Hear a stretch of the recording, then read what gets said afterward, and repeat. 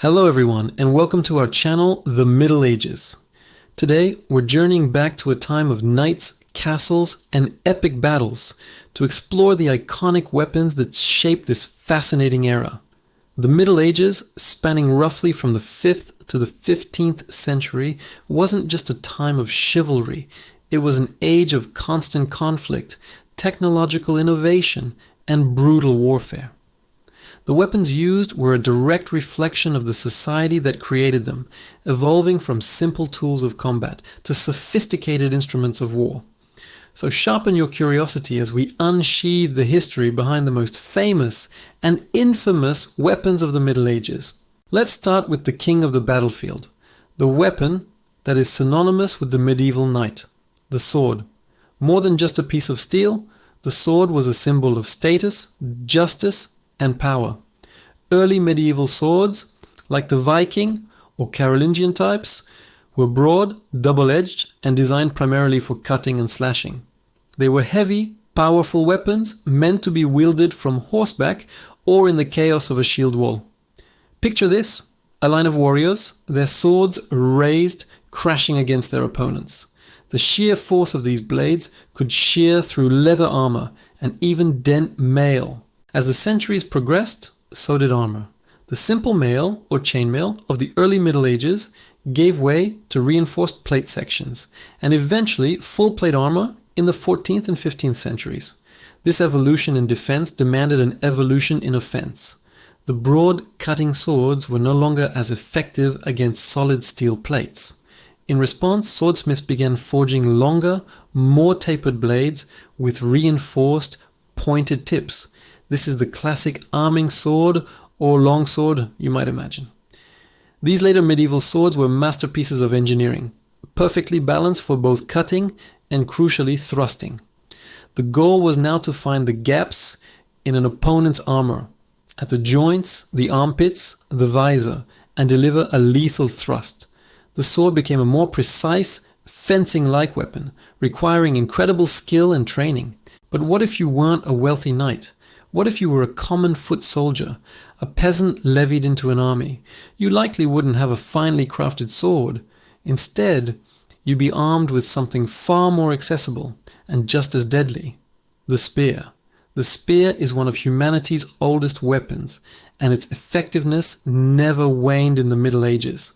It was cheap to produce, just a sharpened metal tip on a long wooden pole, and relatively easy to use. A wall of spearmen, a formation known as a schiltron in Scotland or a pike square later on, could be an impenetrable fortress of sharp points, capable of stopping even the most fearsome cavalry charge. The length of the spear gave its wielder a crucial advantage, keeping the enemy at a distance. Don't underestimate the humble spear. It was the backbone of most medieval armies. Now let's talk about a weapon that changed the face of warfare and challenged the dominance of the armored knight: the longbow, particularly the English longbow. Made from a single piece of yew wood and often as tall as the man wielding it, the longbow was a truly devastating weapon. In the hands of a skilled archer, it could shoot arrows with incredible speed, range, and power. We're talking about arrows that could travel over 200 yards and, at closer ranges, punch through chainmail and even thin plate armor. The battles of Crécy and Agincourt during the 100 Years' War are legendary examples of the longbow's power. Small English armies, heavily outnumbered by French knights, used volley after volley of arrows to decimate the French nobility before they even reached the English lines. The sky would literally darken with arrows, creating a deadly rain that caused chaos and terror. Training to be a longbowman was a lifelong commitment, developing immense upper body strength, but the payoff on the battlefield was immense. Of course, we can't discuss ranged weapons without mentioning the crossbow. While the longbow required immense strength and years of practice, the crossbow was a different beast. It used a mechanical system to draw the string, which meant it could store a huge amount of energy. This made the crossbow incredibly powerful, capable of firing a short, heavy bolt that could easily penetrate the thickest armor of the day. Its other major advantage was that it was much easier to learn. A soldier could be trained to use a crossbow effectively in a matter of weeks, not years. However, its major drawback was its slow rate of fire. Reloading a powerful crossbow was a cumbersome process, often requiring a crank or a pulley system, leaving the crossbowman vulnerable. It was a trade-off.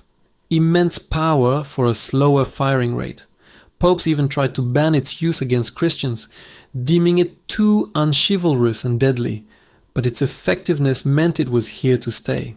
Let's move on to the heavy hitters, the weapons designed for pure, bone-shattering impact. When swords and arrows weren't enough to deal with a knight in full plate, you brought out the maces, warhammers, and flails. A mace is essentially a club, but with a heavy, flanged metal head, designed to concentrate all the force of a blow onto a small area. It wouldn't cut through armor, but it didn't need to.